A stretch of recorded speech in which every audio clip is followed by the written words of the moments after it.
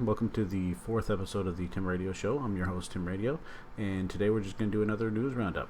So first off, we have Russia that's going to disconnect from the global internet infrastructure tomorrow as part of a test where they have their own infrastructure for internet capabilities which can communicate internally, but all the cables that basically branch out into all the different other sub-networks around the world, like the undersea cables that go into North America and stuff like that through Europe and all this kind of stuff.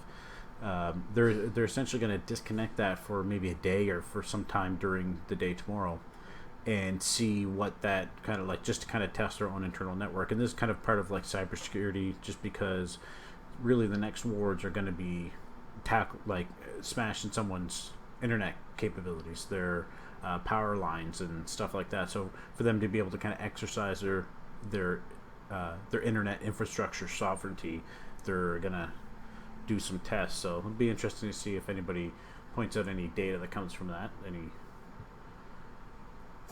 any future news from this. But this is probably just going to be the last we're going to hear about it. Meanwhile, there's still a bunch of fires going on in California, and while fires are blazing there, maybe just a few thousand kilometers, I guess, east, we're seeing like record lows for Utah, basically for all the U.S., for all the continental U.S.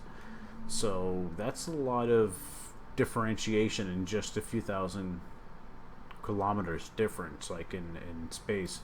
So, I would just move somewhere in the middle.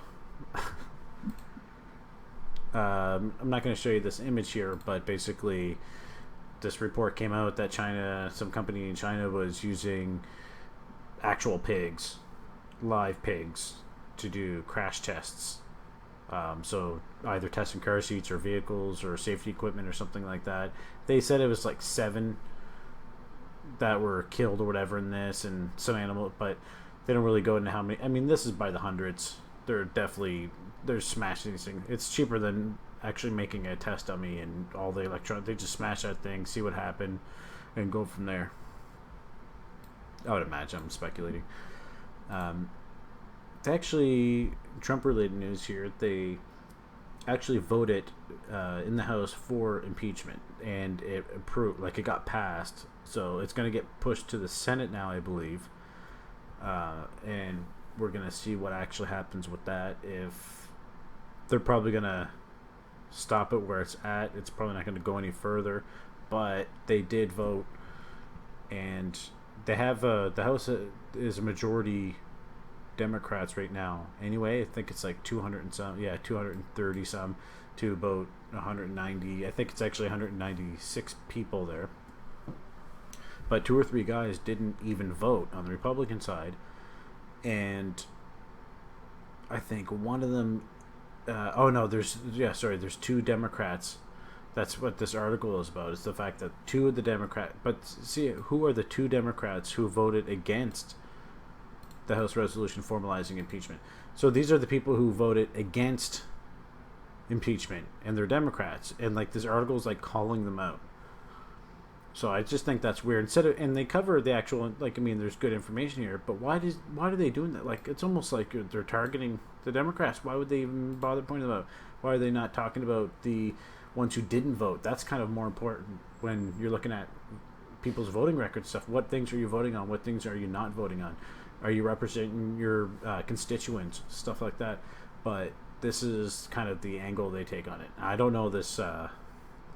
I don't really follow this paper, but this came up through Drudge Report or something like that, and I just kind of think that stuff's weird. Similar kind of thing. Trump tweets out this picture, American hero, right? Clearly photoshopped. I mean, if you can't see this, is instantly right. But that's kind of, it's a joke. It's a meme. And Trump does some meme stuff. Even has the watermark at Real Daily Wire there. So I mean, that's like a little.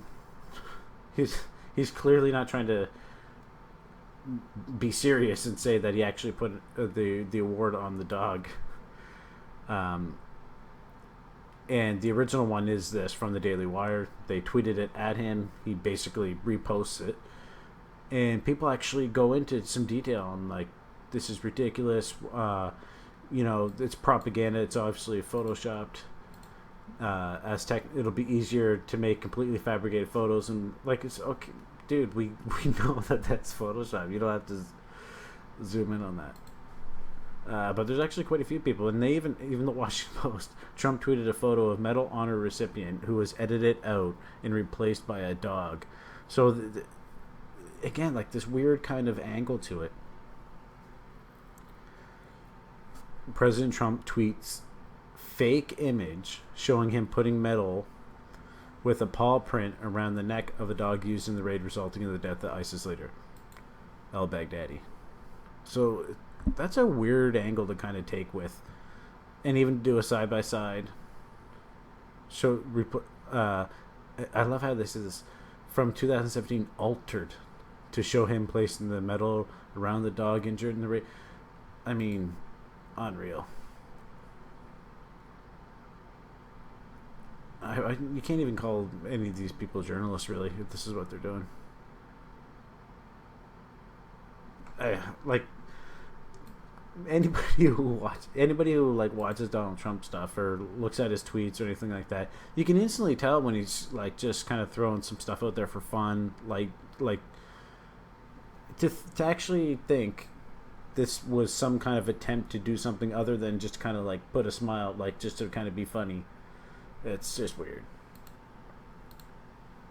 But also there's a doctor who was there with the autopsy that was being done on Jeffrey Epstein, and this guy has like a huge track record. I think 50 plus years. He says that he's never seen like this kind of case where someone of a certain weight and blah blah blah having these fractures in the neck or broken neck bones or something like that. So again, this keeps kind of still bubbling up. It hasn't disappeared yet.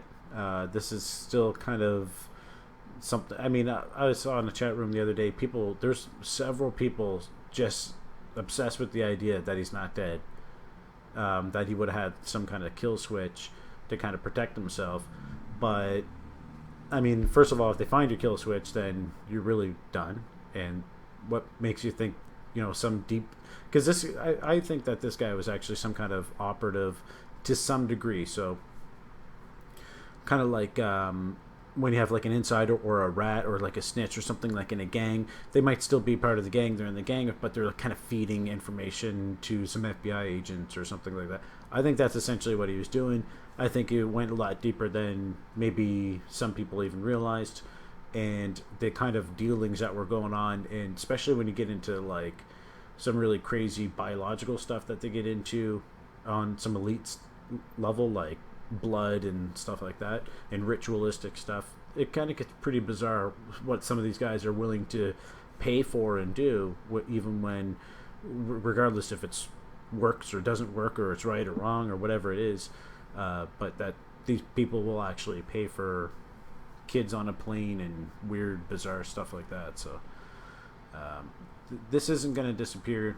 Definitely a lot more stuff, but I would take everything with a grain of salt with this, because there's just way too much involved with this guy, and all the people he's dealt with and stuff like that, to be able to really know. It's always going to be one of those conspiracies that go, it's like this will never get solved. Kind of like in a, I guess, Halloween kind of theme. Diablo 4 information. There's a subreddit here for Diablo 4. Now, the game people might not, people who don't play games might not care about this, but Diablo is a classic PC game, kind of those click ones where you top down, you're clicking around, getting gear, slaying skeletons and demons and killing the devil, basically, only to become him. And so it was just a wicked game, the first one and the second one. The third one, Blizzard, the company that makes the game, has kind of went, like over the last few years, it kind of went with this kind of cartoony, especially since World of Warcraft and even Warcraft 3, they kind of went with this cartoony, kind of blocky, caricaturized version, and then of like a lot of their games, and then in the Diablo 4 they actually went Diablo 3 they actually went into more a little bit more real, but still very colorful, still very animated kind of. And supposedly Diablo 4 is going to be a lot more gritty, a lot darker, a lot more like the second one, a lot more refined and kind of solid and bleak and grungy. And there's a couple things that these guys point out here that this guy points out here that's kind of neat. It's just a few details which I think are kind of cool, like just the image of them sitting around the fire, like the character selection where they're kind of sitting around a fire, kind of reminds me of the second one. Just saying, like the style of it, that you'll be able to ride horses, that you'll actually be able to get a horse in it, and the environment's going to be a lot larger. You'll be able to span a lot bigger locations, and possibly open world, or maybe a little bit more seamless.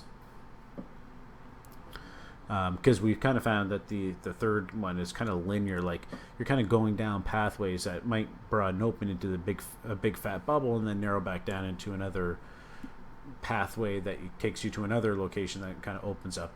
So instead of that, it's probably going to be a lot more cohesive, but just bigger and wider and taller. And so we'll see what happens there. But a lot of little interesting details here. I won't spoil everything, just in case you want to wait.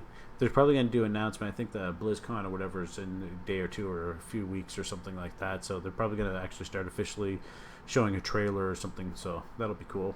Oh, and if you didn't see the Witcher trailer, that's going to be that's awesome. In Canadian politics, looks like they're going after the Conservative leader Andrew Scheer, the guy who went up against Trudeau. The Conservatives took a lot of seats, but like I mentioned in the other show a couple days ago, that it's really more about them just voting with the party. Like they're a lot more, like Conservatives tend to vote for the party regardless kind of who's in power, as much as compared to Liberals, for example, where it's kind of 50-50 between who will vote for just the party and who will vote for the actual leader. So if they like the leader, a lot of people will vote Liberal, and they'll try to vote out Conservatives. So it's just kind of a different kind of breakdown. But Peter MacKay, who is a politician from the East Coast, they're kind of thinking that this guy was going to go up against Scheer in a leadership race. So they're going to, looks like they're talking as the Conservative Party in Canada to maybe replace the leader. Scheer should have been able to get the win. People were like, it was a sure thing because so many people wanted Trudeau out. Scheer just didn't get it. A lot of people don't really like his look. He kind of looks like a creep sometimes. He got these big dimples. He has kind of a baby face, and it just always looks like he's smiling, even if he's talking about like dead kids or something. He's like kind of has this weird grin on his face, and it's just very off-putting. And I find a lot of people are like, and he kind of looks cheesy when he talks. Like when he's talking about stuff, he just seems rigid and scripted. Where there's a lot of other people that would, like even when Maxime Bernier went up against him for the leadership and lost by 2%. It was because people really liked his charisma and stuff like that, despite being a French guy. A lot of people didn't want a French guy, but especially for the party of Canada, like to try to beat Trudeau and stuff. So it'll be interesting to see what happens over the next couple of days if Peter MacKay actually takes a stab at Scheer, or probably not. They're probably going to try to consolidate. It might actually put up another candidate some other point in the future, but I don't think they're going to make any big moves yet because it's just not going to do anything for the next 4 years. So they got a lot of time to kind of wait it out and see. And just kind of the Halifax Herald, I think that is, had a nice little thing there, just kind of cute. And this is Peter MacKay saying, I support him, worked with him, not going to run against him or whatever, blah, blah, blah. They're just going to work together. So, but he kind of even says there improvements with modern policies. So they even know that the policies they put forth weren't resonating well with the rest of the Canadians. They were just kind of saying stuff like, what do you want? What do you want? What do you want? And then just kind of saying, okay, yeah.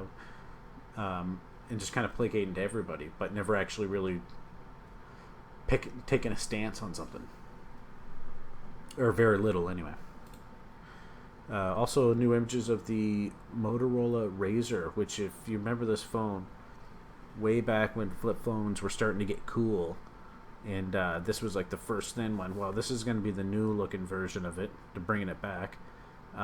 Personally, I think this thing's going to suck. A lot of people were fans of it. I was a fan of it.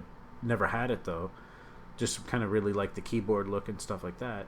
But, I mean, like, yeah, it's going to have a foldable screen, or it's going to have, like, just a very small, minimal border there. It should just go with two screens instead of a foldable one.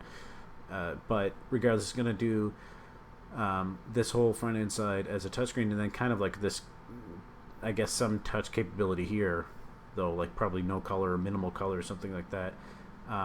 It says it's going to have 6 gigs of RAM, 128 gigs of storage, but I don't know, man. It'd be hard to fit in that, and the battery, like, you're not gonna be able to change the battery. You're not, like, you don't really give yourself a lot of accessibility here without putting everything in this giant thing or making the back really thick. So I have to see how that actually turns out. And then for some light humor and some fun stuff, and it's Halloween for most people, even though Montreal decided to try to postpone it until tomorrow, which is just dumb, so stupid, because it's going to get really nasty weather supposedly. But we always went out when it would be like pouring rain or snowing sometimes, and you just get drenched. You're soaked up to your knees just from walking through slush until like 9 o'clock at night or something. So it's to postpone it. You can't postpone it. We're postponing Christmas because we had a snowstorm. Ridiculous. But anyway, just for some fun video here, this Ed Bassmaster, this channel is an awesome channel. You gotta check this out. There will be a link in the description. But he does wicked videos. I just put it to a clip here just to kind of give you an idea of kind of the stuff he does. But he has like all these different characters and.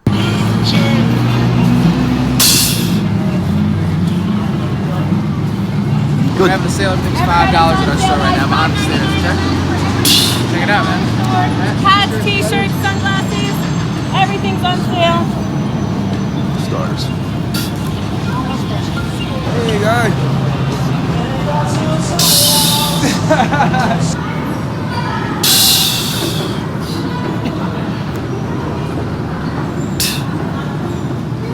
Hey, how you doing, sir? Excuse me. Your ticket, sir?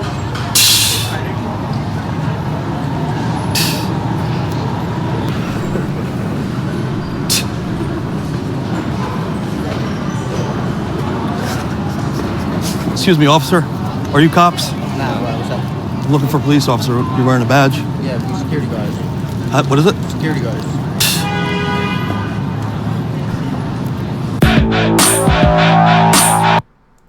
Yeah, he just has. I'll just show you another quick little thing here, just because it's just. Oh, look at this.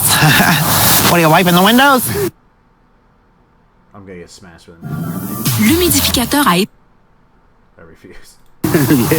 Oh, look at that. That's nice and shiny. Well, it's a 78. Yeah, it's looking good. Looks really good. Yeah, it's got original paint, too. I mean, Yeah. people that owned this thing before me must have put the thing away in its Long Island, New York garage every day of its life. Oh, go figure. Look at this. Oh, look at Got it this. for $7. Anyway, it's worth checking out that channel. It's really funny. Doesn't do stuff that often. Maybe every like 3 months or something. I know he got picked up like a couple years ago or something like that. But so he kind of does like event things now. But just classic. Got a lot of good internet gold there. So anyway, guys, this was a crappy episode. But if you liked it, give it a thumbs up. If you didn't, give it a thumbs down. Give us a comment, share it. If you check out minds.com, you'll see us on there as well. Do whatever you can to try to share. You know, it's the only way to tell the Google algorithm to actually promote us a little bit. So anyway, till the next one, guys. See ya.